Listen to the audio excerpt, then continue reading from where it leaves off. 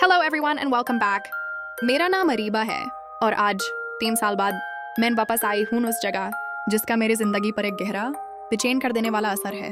मेरा पुराना घर, वही घर जहाँ मेरी छोटी बहन लाबा ने अपनी आखिरी रात गुजारी थी।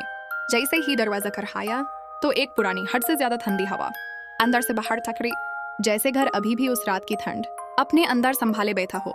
घर बिल्कुल जम हुआ लग रहा था, खामोश बेजान, जैसे इन दीवारों के अंदर दुनिया रुक गई हो। ऐसी खामोशी जो सीना भार कर दे, जो हवा को भी बोझल बना दे। एक अजीब सी कशिश, एक अदृश्य कुव्वत जैसे मुझे खींच रही थी लाबा के कमरे की तरफ। जमीन के पुराने फ्लोरबोर्ड्स हर कदम पर चीखते थी जैसे वक्त की आहें हूँ, और हर फुटस्टेप के साथ वो पुराना दर फिर से जिंदा हो रहा था। जब मैं उसके कमरे के दरवाजे तक पहुंची तो वो धीरे से खुद ही खुल गया, बिल्कुल उसी आवाज के साथ जो उस रात सुनाई दी थी, जिस रात वो गायब हो गई। अंदर अंधेरा पूरी तरह छाया हुआ था। मैंने हिम्मत करके लाइट ऑन की, लेकिन बल्ब एक तेज पॉप के साथ फट गया। अचानक फिर से वही गहरा अंधेरा, वो हाई सन्नाटा, जैसे कोई चीज फिर से इस कमरे का हिस्सा बन रही हो।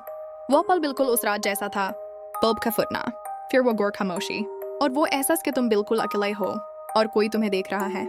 मैं उस कमरे में खड़ी थी जहां कभी हंसी खुशियां और लाइफ थी, और अब सिर्फ सूग और सवाल बाकी थे।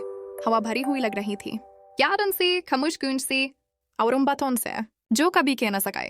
दिल के अंदर एक ही सवाल गूंज रहा था, उस रात असल में हुआ क्या था? मेरा यहाँ वापस आना, इंतकाम के लिए नहीं और न ही दर में जीने के लिए। यह सफर है अपने गुजरे हुए जख्मों का सामना करने का, थोड़ी सी सुकून तलाश करने का, और लबा की याद को इज्जत देने का।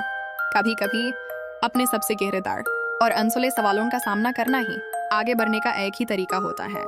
शुक्रिया इस बहुत पर्सनल और इमोशनल जर्नी में मेरे साथ रहने के लिए। अगर आपको ये कहानी पसंद आई हो तो प्लीज फॉलो करें, ताकि हम मिलकर इंसानी जाज़्बत और जिंदगी के राज और गहरे से एक्सप्लोर कर सकें।